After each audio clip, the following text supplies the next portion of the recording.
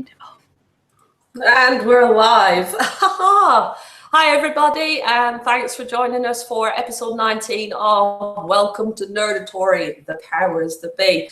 I'm Georgie, and with me, as always, is my lovely companion in this little thing we got going, is Stacey. How are you doing, Stacey? Hi, I'm doing good. I'm so glad you're not feeling like complete shit anymore, and you're not sick and dying. Oh no, well, Stacey's been busy with school and that, but you've got a week off now, haven't you? And I had the misfortune of having a chest infection a little while ago, but I'm all well now, so we're carrying on. Awesome. Yes. And in the meantime, we've still been watching a lot of TV. And yep. Unfortunately, I'm the only one caught up with The Flash, and oh my god. Something heartbreaking potentially happened in the episode that I just finished watching today. Okay, complete spoilers on this whole episode. But Georgie, you haven't seen it. Do you want spoilers or do you want me to poop? I will have spoilers because I'm not really bothered about the Flash spoilers, even though I am enjoying it immensely. Well, I would be if I'm cut off, which I'm not, but go ahead. Okay. Hold on. Wells, is it Dr. Wells? That's his name, right? Yeah. Okay. Dr. Wells killed Cisco. Bastard. I knew something was. I saw something on the Facebook, and I was like, oh, that can't be good. But you've just confirmed it for me. What a dick! Okay, but there's a chance that it'll be one of those stupid episodes where, like, oh, none of this happened. Because what's going on, it's only, what's her name? Caitlin? Yeah, Caitlin and Cisco. Cisco's a suspicious one because apparently someone at Iris's, that guy, oh, you don't know. Okay, Iris is working at a news station and her mentor is very suspicious of Dr. Wells. And so he's implanting that suspicion in Iris, and Iris is talking to the group saying like, hey, you know, how well do you know Wells? And the Flash is like, oh no, Mr. Wells is so fantastic. He's great. And Iris is like, oh, that's nuts. But Cisco, after helping Joe figure out that the Flash was actually at the scene of the crime for Barry's mom's death, he's kind of had this kind of like guard up, kind of. But now that there is another count against Dr. Wells, he's very suspicious about that. And he's remembering that time that the Reverse Flash was trapped in that mechanism thing. And he said that he keeps running the numbers, and there's no way that stopped working, that the battery was completely charged. So he wants Caitlin to keep Dr. Wells busy while he investigates. Yeah. And so Caitlin, of course, she goes along with it because I'm assuming she's closer to Cisco than she is with, you know, their boss. So she's keeping Dr. Wells busy, and they're getting coffee, and Cisco's running the magnetic field thing that held Reverse Flash, and suddenly Reverse Flash appears, and it turns out that it was just a recording. And he started saying what he said to Dr. Wells, like, oh, Dr. Wells, you don't understand. This goes far beyond you. And he was like rewinding it and making the Reverse Flash move around. And then back with Caitlin. Caitlin keeps staring at the time, and she's just very suspicious. She's really bad at being sneaky, which I could relate to. I wouldn't have been able to do anything in that situation. I would have been just so awkward. And then constantly checking the time. I coughed. Or just anything. Yeah, I'm not the person to come up with to have a sneaky plan with. Anyways, okay, so Dr. Wells suggests something to help out Barry with the new danger that's going on. And so Caitlin says she's going to get their coffees to go. She goes, puts the coffees down, turns around, and Dr. Wells is gone, but his wheelchair's still there. And Cisco's still alone at the Star Labs. So he goes and he's standing and he's just showing Cisco some of his neat tricks and saying something about how the Flash is a means to an end and that he needs to get back to his time, and then he's been stuck there for 15 years and it's very frustrating. And then he showed off his ability to be in two places at once by going really fast, and he said something about it just being like a shadow or something, a time shadow. I don't know what it was. And then he started vibrating his hand very fast, and he stabbed Cisco through the chest, and Cisco collapsed. I don't like that man. What a dick. But you see, throughout, in the meantime, the Flash is trying to deal with a weather metahuman that's a brother of a different metahuman weather guy, and he calls Caitlin, or Caitlin calls him, and he's asking for advice, and she tries to interrupt him and say, hey, you know, this thing's going on with Dr. Wells, and Barry's like, no, I don't want to hear about that right now. We need to figure this out. And while he's going really fast along the coastline, I don't know if it's considered a coastline, the sand that's parting the water tides, he kind of creates this portal, and he travels back in time to, I think, a day or two earlier. Oh. Yeah. So I don't know if it's just going to be like, oh, none of this ever happened, and Barry didn't know about anyone's suspicions, so Barry's still in the dark and no one else is going to know, which that'll be kind of bullshit. So we'll find out. Yeah, it's just reminded me of like the old Superman films and stuff, where Superman would like fly out in the atmosphere and then he'd fly the opposite direction around the world and turn back time. You just have to jog along the beach. Go for a lovely jog. Oh my god, I so need to catch up with this. Yes. I don't know why I stopped watching it. I have no idea why, but I suppose it's the same for like Supernatural and stuff. So it just. Well, you see, I kind of enjoy The Flash more than Supernatural because The Flash has a little bit less of those filler episodes.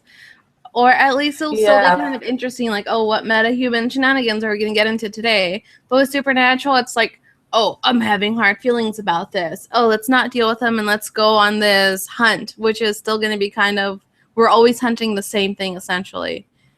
They don't have, they haven't had goofy episodes.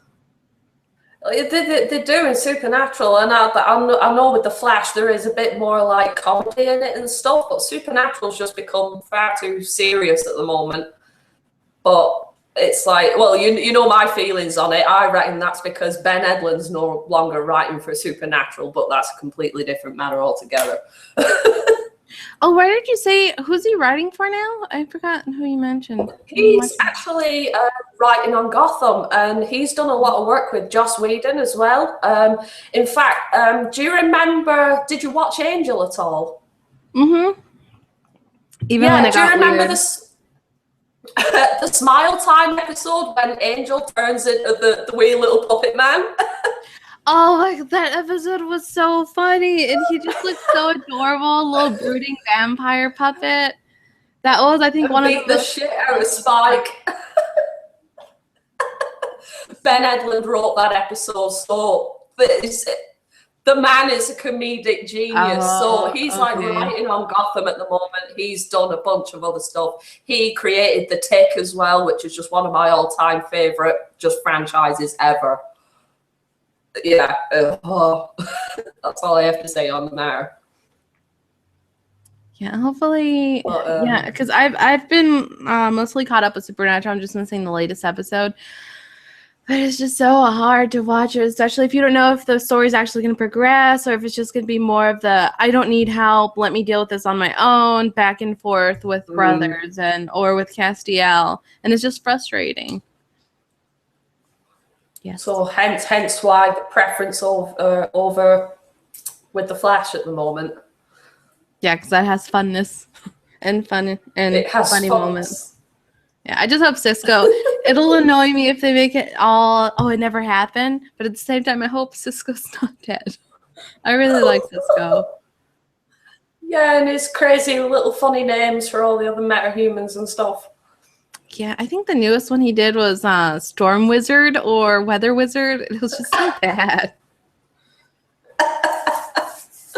Oh my god. Yeah, I need to catch up with that, but oh bloody hell. Well, it's been new telly that I've been watching. I said new telly. Some of the stuff that I've been watching has been on for a little while now. So Better Call Saul, which is thoroughly enjoyable still. We're up to the 7th episode now. There'll be a new episode tomorrow. It's refreshing, you know, even though it's the prelude to Breaking Bad, and everybody knows what happened in Breaking Bad.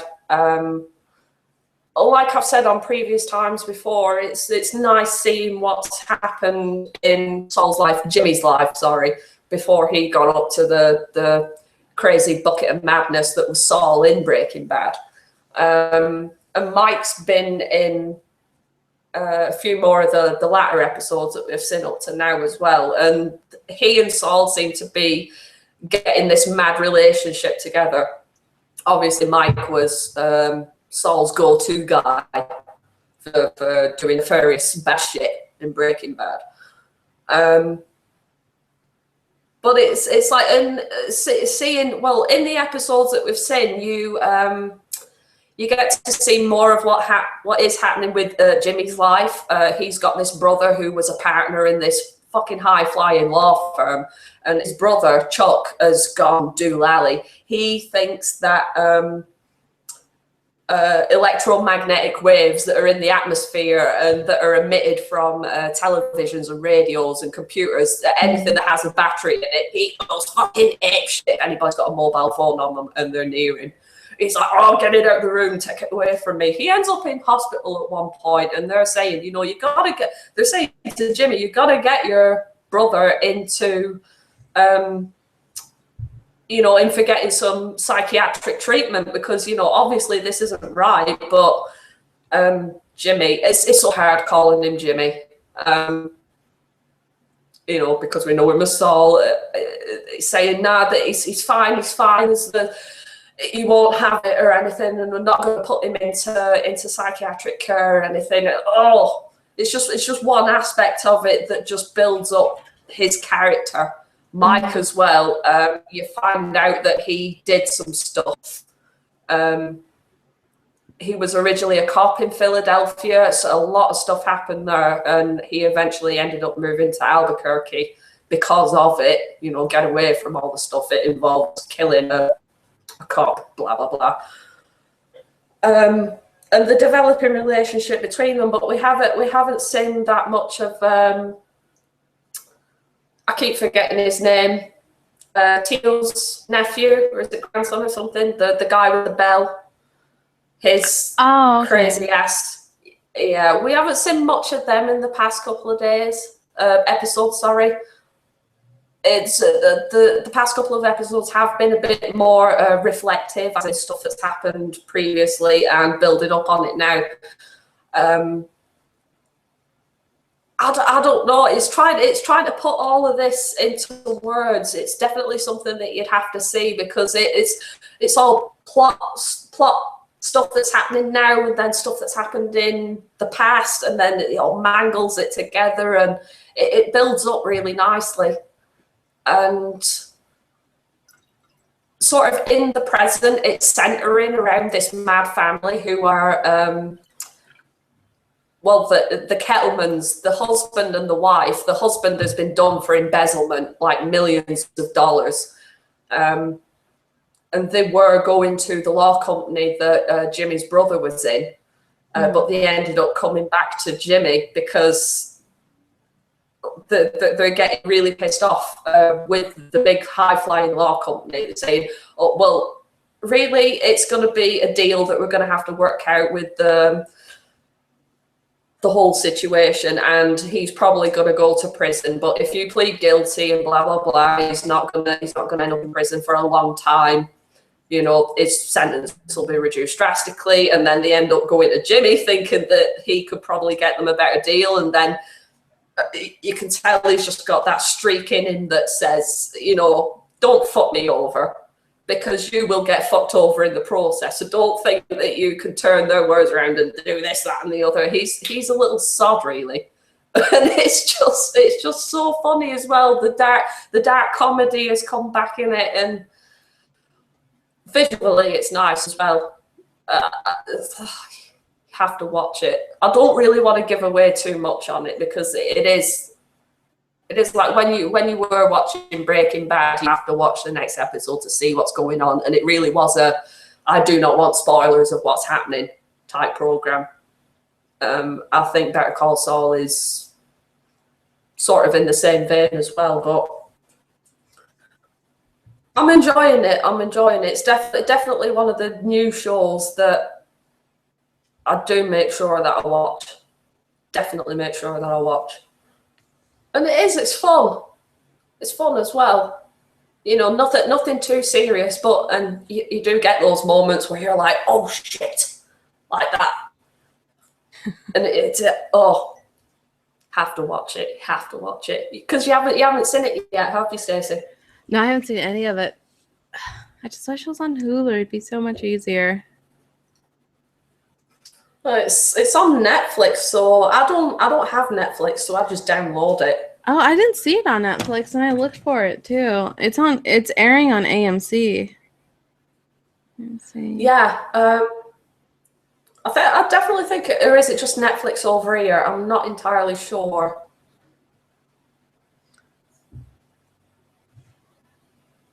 Oh, I'd definitely check it out though. Yeah, it's not on Netflix. Yeah, searching it. I think it'll probably just be Breaking Bad and House of Cards for some reason. Yeah, I think it'll just be Netflix over here then. So odd.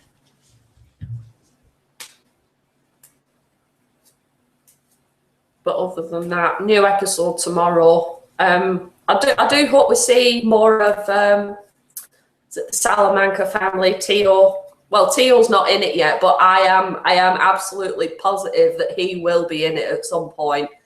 And this is him when he's fully compos mentis, not had his stroke, and is still walking on his two legs instead of in a wheelchair, ringing a bloody decibel all over piece. Going around peeing in pools. Oh, that would be funny to see, actually. But that entire family's mental, and the grandmother as well. She was in one of the earlier episodes. Such a sweet lady, and you can tell that the rest of her family really do look out for her and everything. But they are proper psychos. Yeah, I'll definitely look into it this break. Yeah, that's what I meant. Yeah. I really don't want to give too much away, but you just have to watch it. It's just nice to watch. Okay, should we move on to The Walking Dead? Yes, which I am also not caught up on. What's the last episode you watched? Oh, God. I can't even remember. I haven't watched it. I haven't watched the last 3 episodes. I think that's what I've not seen. Did they make quite a lot, actually? Did they make it to the new place, the new houses and stuff? No. I'll tell you what it was. It was when,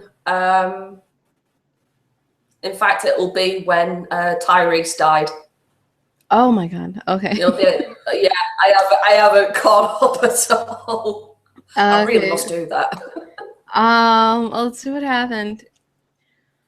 They went to, there was this guy that was leaving them water and stuff. They found out that he wanted them to join them, that they have a camp or a group and everything's fine and you could trust him. Blah, blah, blah. The guy with the ankle, the bad ankle. Yeah. The happy man.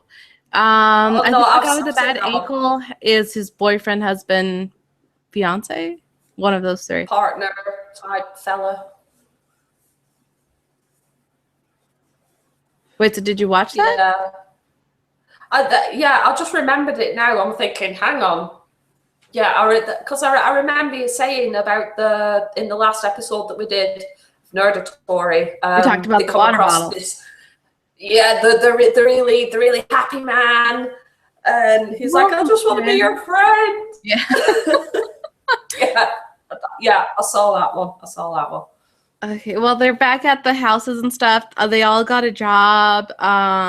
Even Daryl's kind of happy. Daryl ate spaghetti with the bad ankle guy and the partner, fiance, husband, man. And he got a motorcycle, so he's really happy. Let's see. Carol threatened a little boy. Whoa.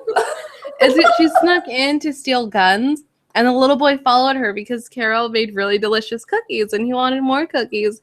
And Carol's all like, "What are you doing here?" And he explains, "I want more cookies." And she's just all like, "Oh, does anybody know you're here?" And then she's all like, "You better not tell anyone that you saw me." And the little boy's like, "Oh, I tell my mom everything, so I'm going to tell her." And then she goes on saying that if that happens, one day he's going to wake up tied to a tree and he's going to scream and no one's going to hear him, although that's not quite true because something will hear him and no one's going to hear him scream. Oh my God, Carol! And the sweet thing is, in the next episode, that little boy's still hanging around Carol. She's teaching him how to make the cookies, and she finds out, like, he tells her, if why does she steal the guns, and if he could have one of the guns. And he doesn't really specifically say why he wants it, but then he gets kind of unhappy with the situation, and he leaves. So Carol starts thinking that there's possible domestic violence going on. But I don't... Yeah, but me and Jeff think that it might be the wife being the abuser because the husband has, like, he's a drinker and just seems very unhappy. And the wife's just, like, this ball of happiness. Nothing's wrong with her. But, yeah, Carol told Rick that he has to kill the husband. So we'll see what happens. So this woman is essentially the batterer, not the battery. That's my guess, because she just seems like completely complacent, and the son had broke the owl statue that she made, and he said that when he gets angry, he breaks things. Yeah, so weird. Yeah. Let's see what else. Oh, the preacher man, he snitched on the group. He was just saying that these are bad people. You shouldn't have brought him here. And this, what did he call it? This, I don't think he said heaven, but this is kind of like a heavenly place, and you brought these heathens with you. You shouldn't trust them. And now that mayor lady, she's getting kind of uneasy about it, especially since Abraham is now the leader of the construction group, even though he doesn't have any construction. Yeah. But the thing is, it's because they were getting overrun by zombies, and a girl was keeping look at it, and she fell down. And they were just going to leave her to die. And Abraham was like, "What's your problem?" And he went to save her. So a lot of people were all like, Abraham's a swell guy.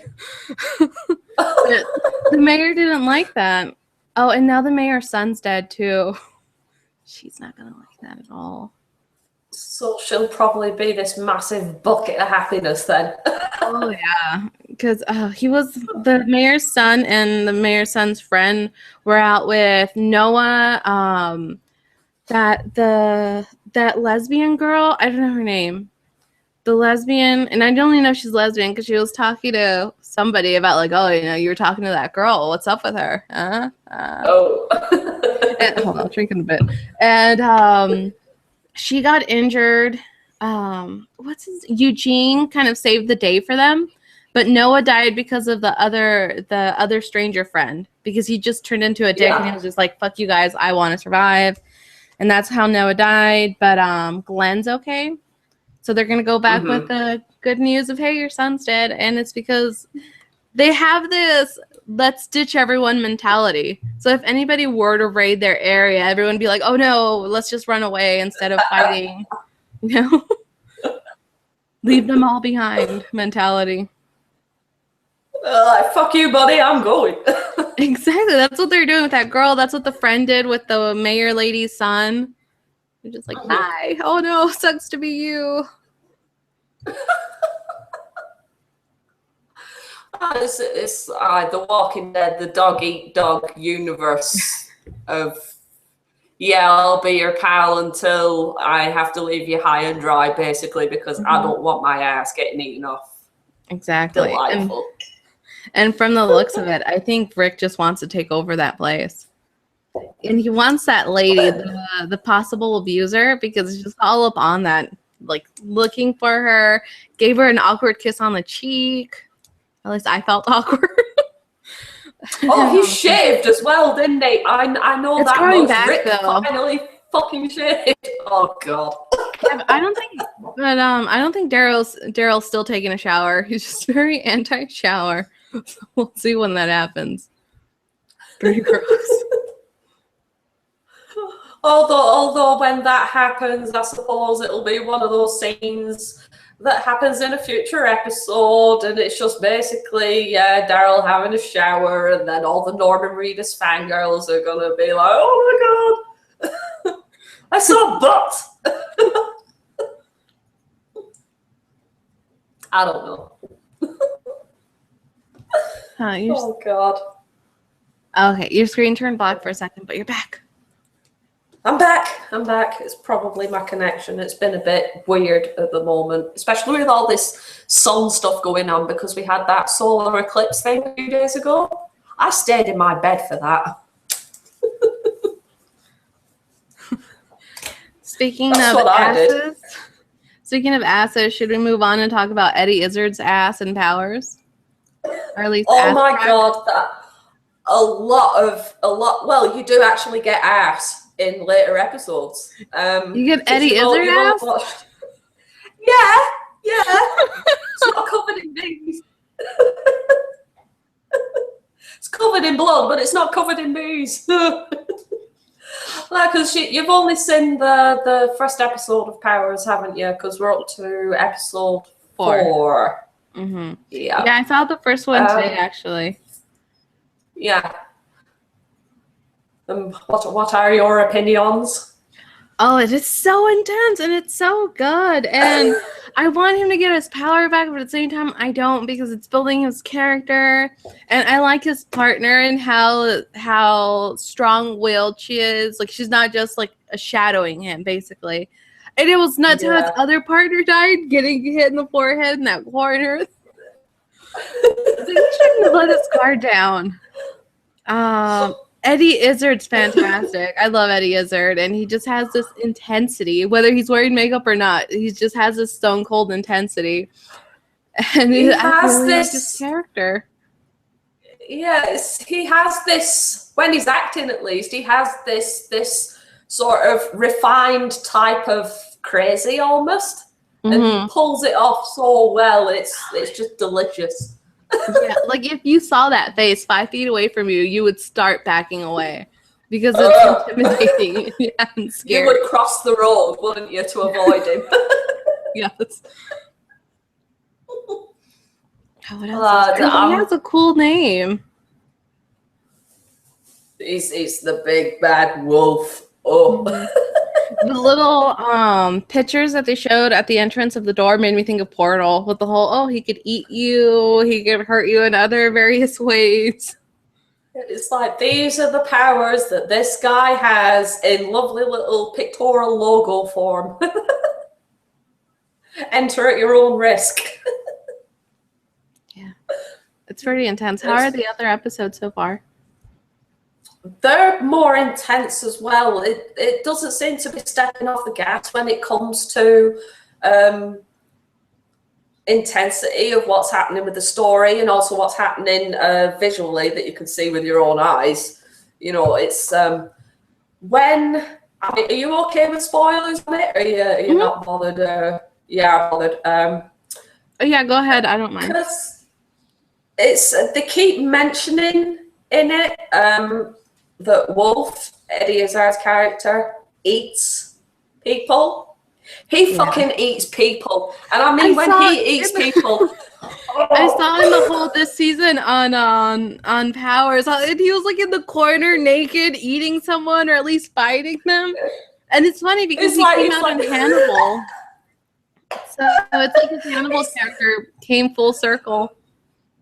He's like this hunched over a little scribbly critter guy in a corner going yum, yum, yum, yum, yum, over a mutilated body going just so good. But when it gets to the bit where he's on the attack eating people, which is, you definitely see this in the 4th episode because he escaped. Oh my god. He just just trying to put it into words, it's definitely a thing you have to see, because Sony have not skimped on the blood in this at all. He just goes straight in, and he must just rip people apart and go, cram it all in. It's fucking intense. Yeah, just the first episode alone, when they showed that the partner getting hurt, it it was clear that they weren't going to hold back any punches, and it made me happy that Sony took this project on themselves to kind of give more of a leeway on what they could show on TV. And all those it's like, plenty of fucks. There's a plethora of fucks in every single episode. There's a lot of fucks and some actual fucks as well, like in the first episode. Oh, that is so gross. I don't really like that blonde girl. I was hoping that Johnny Royale would have just taken her head. Or left her in some kind of like void space or something, you know, with, like he did with that other guy. There's this body and he's got no head on. And yeah, but it'll be interesting since she didn't die to see what her character progresses into. Well, is it Callista? That's the girl. She's the retro girl fanatic. That's another thing as well with all the actual the powers, as they call them in the show. Don't you think there's just something like satisfyingly tacky about them? Like if there were in this world, in the real world, if there were people with superpowers, how would they dress? How would they costume themselves and stuff? Because it actually looks like somebody's just run something up on a sewing machine at home and put it together. Yes, I made this outfit myself. How would superheroes dress in the real world? Yeah, I think it's pretty accurate, or at least it's accurate of our assumption of what people would dress like. So it hits that head in the nail. Yes. Nail on the head? I don't know. Nail on the head. Nail on the head. It's outrageous. And I think the acting, while it's quite, I wouldn't say over the top, it is like dramatized, you know, to sort of an inch within its life, you know, that kind of thing. It's gripping, and it's, I don't know, I think it leaves you wanting a bit more, like you're just thinking, it's overacted ever so slightly. But I suppose in a world where you do have superhumans and stuff, you would be like, the fuck? Oh my God. All of a piece. And Shark's Copley. Oh yeah. Yeah. Yeah, and we were talking about how annoying it would be to hear the sound barrier being broken consistently. Because it's a terrifying sound. Well, it's like when you do see Sharlto Copley's character Walker in his apartment and stuff, he's constantly got like binoculars and stuff, and he's forever running out to his balcony to see what's going on. You know, when you've got all these powers just flying around and everything. And Retro Girl as well, who's like one of the high flyers, who apparently Walker used to go out with during his heyday when he was a hero. And it's cute little costume. It's me. I like how he just had to show off to that girl. That was awesome. But yeah, and Dina Pilgrim, his partner in it all, like you said, she's this no-nonsense, I don't need to fucking wait around for you, I can do this my bloody self, don't try and baby me. She's got sass. It's nice to see a character like that, you know. She's not downtrodden or anything. She's doing her job, and she does it as well as she can. Yeah, and I like how it wasn't like her trying to be nice in the beginning. She was just like, okay, I'll give him the necessary kind of space where she's not going to be stabbing him in the obvious wounds of his losing his partner. But at the same time, she wasn't going to stop doing her job in order to be respectful, which is good. She's not a pushover. Exactly.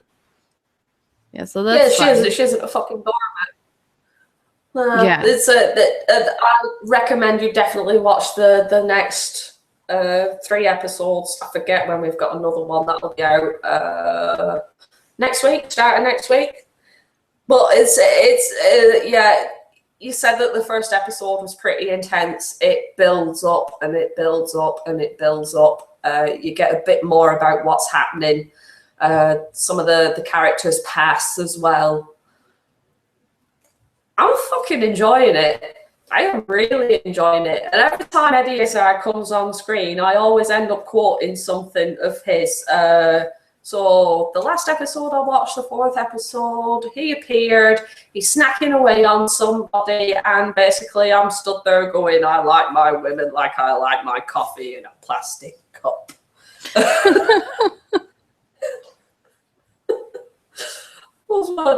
It's brilliant. Yeah, definitely enjoying it. So new episode earlier on next week, Monday, Tuesday, something. I forget exactly when. Well, speaking of new episodes, should we talk about Gotham and how there's no new episodes for it yet? Ever since everyone had the horrible Cobblepot moment in it. Yeah, they've left us at a horrible moment because, oh God, I've forgotten the dates that I mentioned. Was it April and then May? Yeah. So it's something like yeah. Last 2 episodes of this current season. So bugger. Really interesting. Oh, and I heard through this podcast, Hollywood Babylon, that Fish Mooney will not be coming back because Jada Pinkett Smith didn't sign on for a second season. Will Smith's wife. Yeah. And that's so disappointing. She was so good. She was one of the best parts about Gotham. I think we all had a little bit of this dubiousness just running through our heads when an original character in it, you know, Will Smith's wife, blah blah blah. How's it? She's turned out to be one of the best characters in this entire show. Yeah, that's definitely true. And now she's going away. It sucks.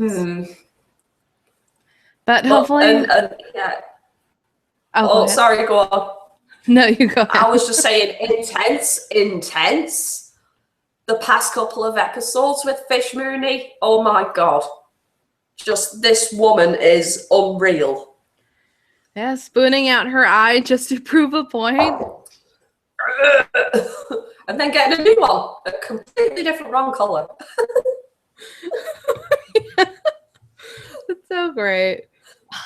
Yeah, I'm gonna miss her a lot. It just like her very controlled mannerisms and the way she talks. She was just really great. She was a force to be reckoned with. They're taking that. Well, she's taking that away. I guess they're not taking it away. So that's disappointing. Well, we'll have to see what they say about a second season, and if maybe she does return. We haven't had really much in terms of confirmed news about anything, have we? If there is going to be a full second season run, because they added a load to the first season, didn't they? 6 episodes or something. So I don't know. They need to step their game up and, you know, listen to the people that are actually watching it, because we want more. Yes, a lot more and a lot less weird time schedules, because I think it's already been a month. Yeah, so we've got a month wait until the next episode, and then there's maybe 3 weeks until the final episode after that one, which makes about as much sense as buying the chocolate teapot, which makes no sense at all. But what did you think about the doll maker? That kind of threw me. That really threw me, actually. I don't know. I don't really I never read too much of the Batman comics. I think the only ones that I've really read is Harley Quinn comic collections and Hush. So all my Batman knowledge comes from cartoons that I watched as a kid. So I have very limited knowledge on that. Yeah, so it was interesting. It's all very novel to me, except for the obvious main villains and characters. Well, I can give you a little bit of information about the doll maker, and I say a little bit of information because the doll maker is not really a prominent villain at all in the Batman verse. Just basically a crazy guy who abducts people and rips them apart and then stitches them all back together again. That's basically it. But yeah, gross, creepy, but never really been on like a long run, if I remember correctly. But it all goes back to the beginning episodes of Gotham, where all them kids get kidnapped and stuff by those two crazy people. Oh, okay, that's right. Yeah, so it's essentially come full circle. Oh, that's an interesting way to end it. So I was pretty, you know, a little bit. Oh, there's really, you know, not really a prolific villain or anything like that on this, and it probably is because they don't want to go the whole, oh yeah, the Joker and this, that, and the other. I think they wanted the main villain to be something or somebody that's not really been brought up in the whole Batman franchise that much. So it's especially a good thing, I think, really. Yeah, especially since our whole kind of gimmick is the lesser, not lesser known, but less focused on characters of the Batman series. Yeah. Not the Batman specifically. But I really enjoyed the part where they showed that assistant with his head on top of a woman's body because of two reasons. One of them, because he's the guy from the Re-Animator, which is a really spoofy old movie. And secondly, because it reminded me of Frankenhooker, because at the end of that movie, his fiance puts his head on top of women parts. Only he wasn't squeezing his own breast. So there's that. But I just thought it was so great. So if you ever have a chance, watch Frankenhooker and the Re-Animator. Oh, it's just made my evening. It's good. I'm definitely going to check those out now. Oh my God. Frankenhooker's really funny. It's just a ridiculous movie. Frankenhooker. The movie. Title just says it all for me. I have to watch it. She's this adorable little girl that's stitched together and has creepers on and saying, "Want a date? Got any money?"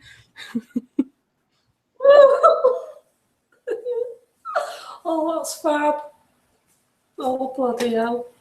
Oh, so I thought that definitely expecting some news in the next coming weeks / months, seeing as they're fucking up the episodes of a possible season 2, when it's going to turn out, and definitely if Will Smith's wife, if she changes her mind or signs a new contract or something, I don't know. See what happens with that. Jada Pinkett Smith, if you're a fan of Welcome to Nerdatory, please sign for another season. You're fantastic. I enjoy your acting. I love Set It Off. It's an interesting movie, and that's the only movie I've seen you in. So I'm sorry, Jada Pinkett Smith. It's a good movie, though.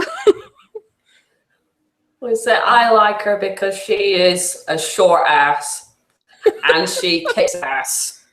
She's like only 5 foot tall or something. It's like yeah, tiny women. We can do as much damage as any fucker else.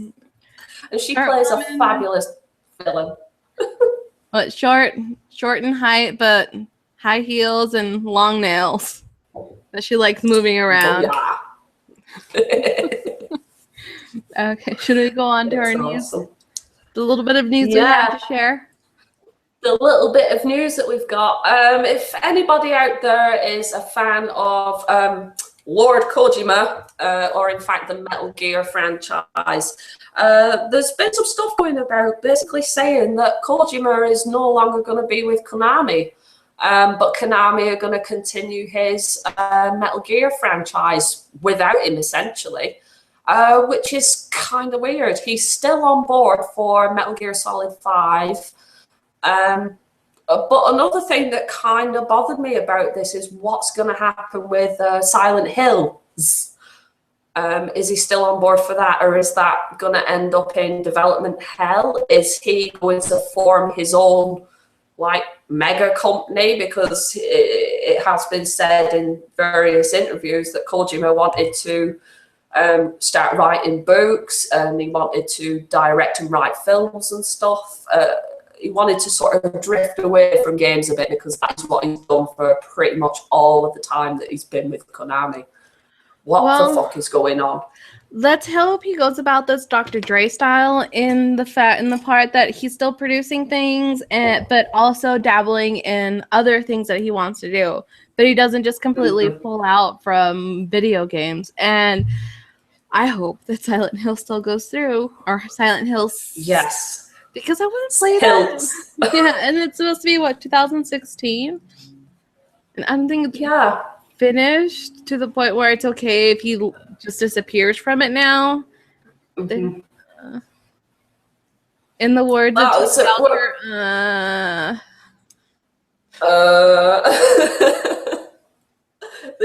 that is perfect for this situation. It's like, so my heart just pooped its pants.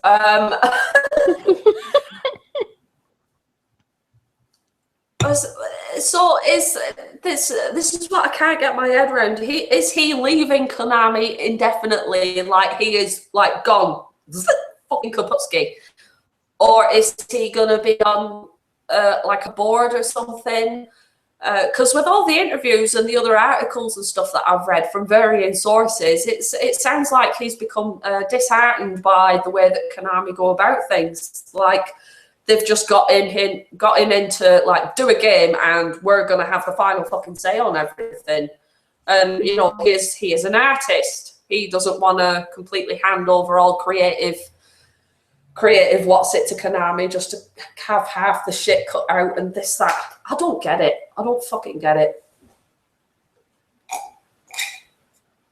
Hopefully that's not the case. Hopefully he's just like, no, I'm leaving for like 2 weeks. I'm going on vacation. Jeez. I am going on extended hiatus. Oh, that's rough. But we did the fingers crossed for Silent Hills. Hopefully that doesn't end up in production hell, because that'll just be, we will cry lots. We want that game. We want that game because we spent so much bloody time on PT figuring out all the theories and everything and how to get that fucking baby to laugh at the end so you could actually leave the hallway. Fucking Lisa. Oh my God. Shouting her name over and over again, then shouting that other word over and over again that Polygon came up with. It was just frustrating, but not as frustrating as bad controls on video games. God damn it. I don't know. Anyway, shall we move on to actual games now? Yes. So the only game that I've been playing Shadows of Mordor. Those S's.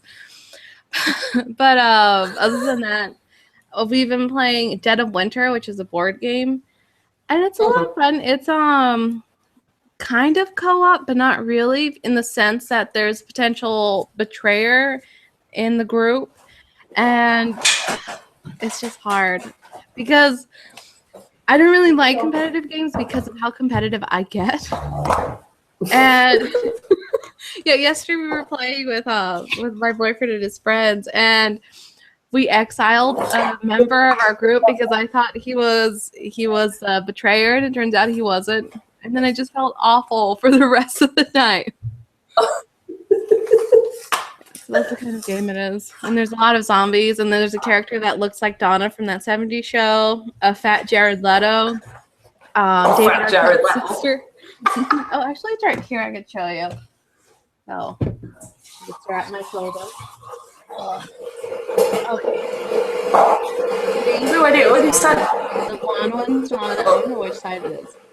There you go. The one with the glasses is Donna, and the fat Jared Leto has glasses too. So it's just basically Jared Leto reprising his role as what's it called?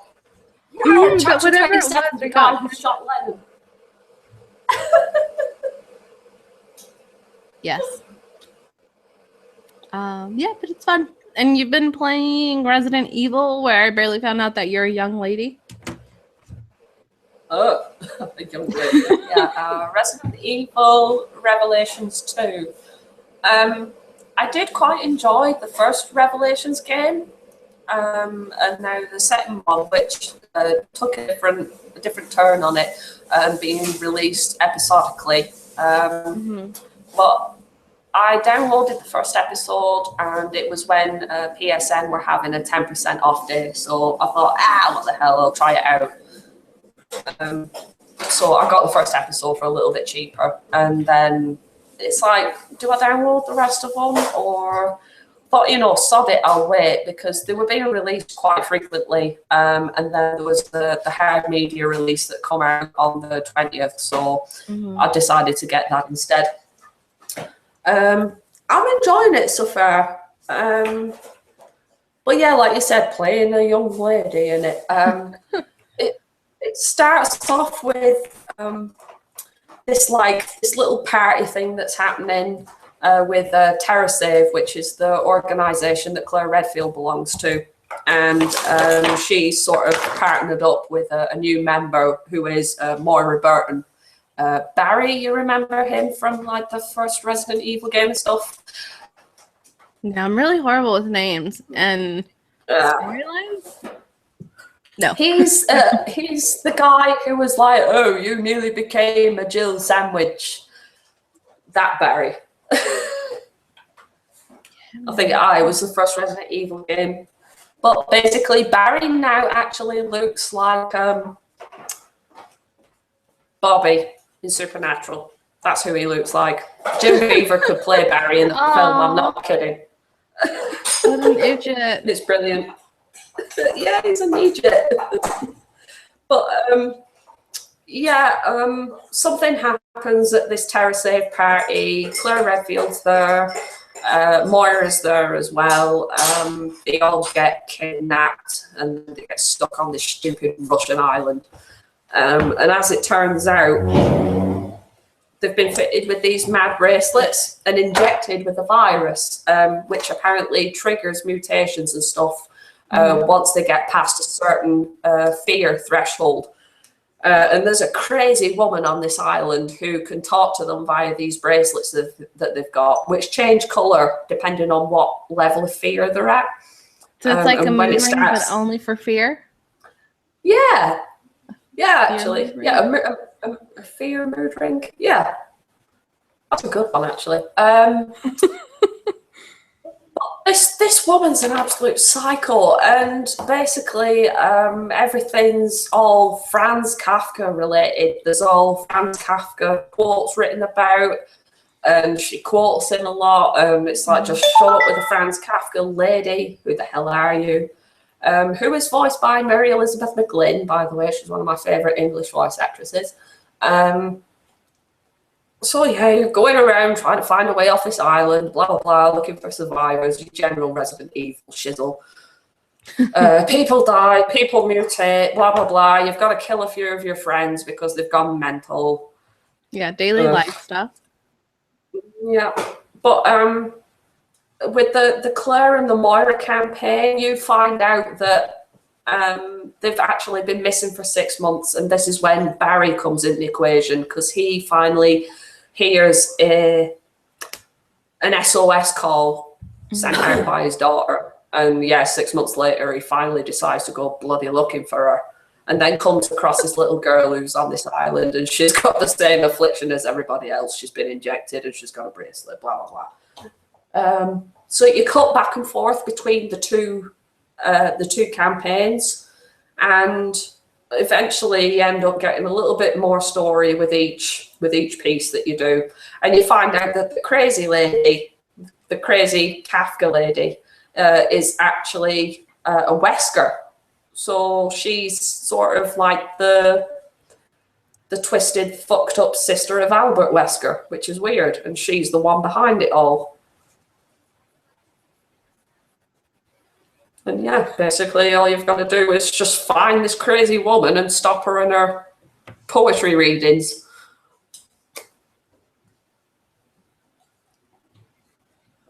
And I forget where I'm up to now, but I think I'm in the 4th episode, so I've got a little bit to go now. But the gameplay is not too bad.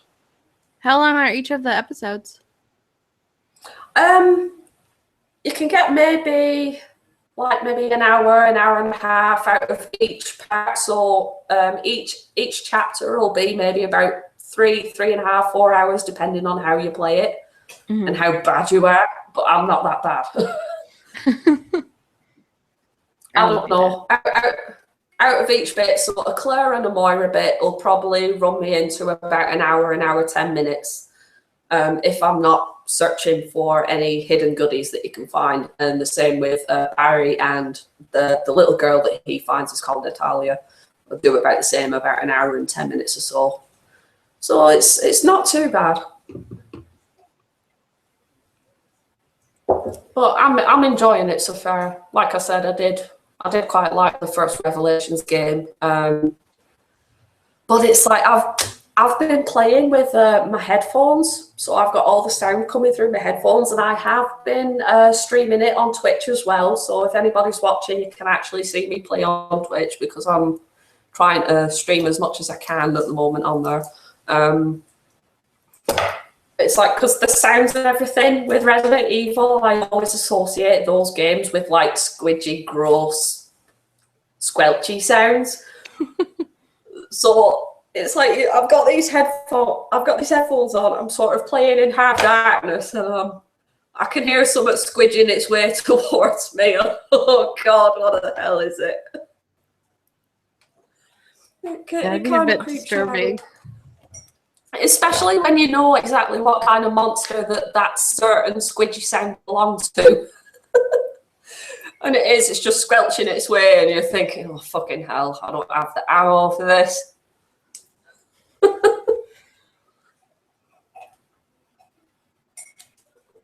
But yeah, no, I think that it's cheap enough. I think it's probably worth buying if you want something. The next installment in the Resident Evil franchise or whatever. I do enjoy Resident Evil. Are you enjoying playing that more than the Life is Strange episode games?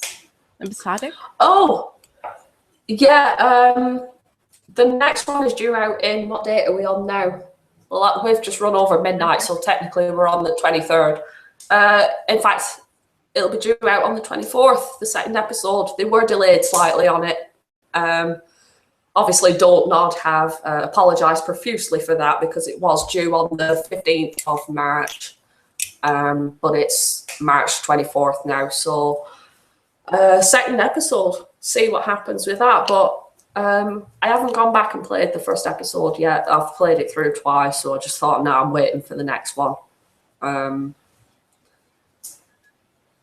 I don't know. I've never really seen the draw with episodic gaming for some reason because I'm really impatient. I want the whole lot. But then again, it's like if you're paying however much for a full game and you complete it in 5 or 6 hours, like The Order 1886, you're just thinking, why did I bother? I don't know. Episodic gaming makes sense in some cases, but in others it doesn't. It frustrates you because you want to play the next bit and then you have to wait a week, 2 weeks, whatever for the next one. And I suppose you do save a bit of money as well because you're not just completing it all in one fell swoop. I don't know. I can't win. Well, as long as they're fun, then even if it's annoying waiting. Yeah. Like, you haven't played Life is Strange yet, have you? No, which I need to because it does seem like a lot of fun. It's such a sweet game. It's a sweet game, but it's almost like playing a teen drama that you get on telly. I don't know, that sounds kind of funner. I'm a big fan of really cheesy dramatized things. Like, I love watching Degrassi, and I don't really understand why, especially since they're teenagers. And I don't relate to them, but I love being engulfed in their drama and their, oh no, my life is over because so-and-so doesn't like me. It's like, yes, tell me more about this. Oh, you definitely love Life is Strange then because there's like minglings of unrequited love and my daddy caught me smoking pot in my room one afternoon. I think I saw this in Degrassi and every other after school special.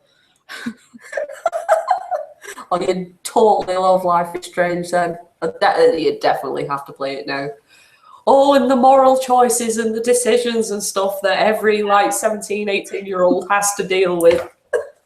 I'm always bad with like having the two options. Like, which one do I pick? Like even with BioShock, not knowing if I should just murder the little sisters right away or be the good guy. And I had to play it twice because I felt horrible after killing. Well, it was like that with me with the Infamous games. I felt so bad playing the bad guy in it. I was like, I don't want to do it, but I really want the trophy. Oh my god, oh, it was horrible. I want to be the good guy. Always. With Infamous, I like playing the good guy first because it's harder because stupid pedestrians get in your way and then you accidentally hurt them and then you get a negative karma point. At least when you're the bad guy, it's like, I don't care if you're in my way. I'm going to murder you. I'm going to murder your face. Yes. Get ready to get knocked down. Yeah. So it's frustrating. But yeah, I think that's it for today. But we already have a next episode planned out where it's going to be our personally one. And we're looking forward to talking about hoardery situations as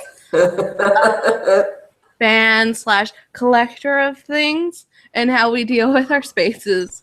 And some of us, how we decorate. I know how to talk. Yeah. Yeah. Since you just went through that. Yeah, I'm still kind of going through the whole decorating thing, but it will be done. I will finish it. And we will see it. Other than that, I just wanted to mention that Orphan Black is coming back in April 18th. And then Game of Thrones is coming back the 12th. And unfortunately, Georgie doesn't watch either one of those. I don't watch either one of them, especially Game of Thrones, or as I like to call it, Game of Boners, because there's a lot of boners in it. Mostly in the first season. The sex scenes really cool down. I feel like they were just trying to get a lot of viewers with their sexuality, and then it just kind of, you started getting a plot and story, and you wanted to know what was going on. I thought the first season was so boring. It was so hard to watch. And you so think much they managed to get all of the humping and everything into the first season? Yeah, and it's sprinkled through the rest of it because it's not as much. By far, not as much. You see a lot less. Oh my god. Oh dear. I don't know, but yeah, they'll be coming back soon, won't they? So I'm excited because I finished watching Always Sunny is done. What else is done? Something else. Oh my god, my brain. Oh, Empire. I started watching Empire and it was so good, but it's over already. So much drama. One thing I wanted to ask you that's just popped back in my head just now. Did you watch Community? Yes, I'm watching it right now. I think we started. Yeah. No, I started watching it 2 weeks ago, and now I'm on the 5th season because I binge watch a lot when I'm not supposed to. Yeah. The only thing that because I think I saw a clip of it somewhere, and it completely just popped back into my head earlier on today because I was watching Fletch, and Chevy Chase is in it, isn't he? If I remember correctly, he's in until the 4th season. I think. I love Chevy Chase. He's such a douche in Community. I think I'll have to watch it then. It's a really good show. I love Troy and Ovid. It's just a really good show. You should definitely watch it. Yeah, and like put it on my list. Yeah, and like Lost, you care more about the other characters versus the main characters, which is just yeah. But it's really good. So let me know when you do start watching it. So will do. I love Chevy Chase. Oh, and after Chevy Chase leaves, Mike replaces him. Oh, and Gus comes out in it too as Chevy Chase's brother, stepbrother, half brother. Oh my god. Yeah, so they're both in it. That's awesome. Okay, well, anyway, I think that's it for today. Yeah, we're done. We're done, Ski. Well, thank you for watching with us, and if you didn't watch, thank you for watching at a later time. We still appreciate it. In the future. In the future times, when there might be new episode of things. Please like, subscribe, talk to us, start a conversation. Hey, talk to us. Come on. Please. Please. I'm trying to do puppy dog eyes, but it's not happening because I'm just look deranged. It'll be better. It'll be more menacing. Like, you have to watch. Like Eddie Izzard. Oh, that's intense. I'd be so scared. Well, goodbye. Bye for now, everybody. See you next time.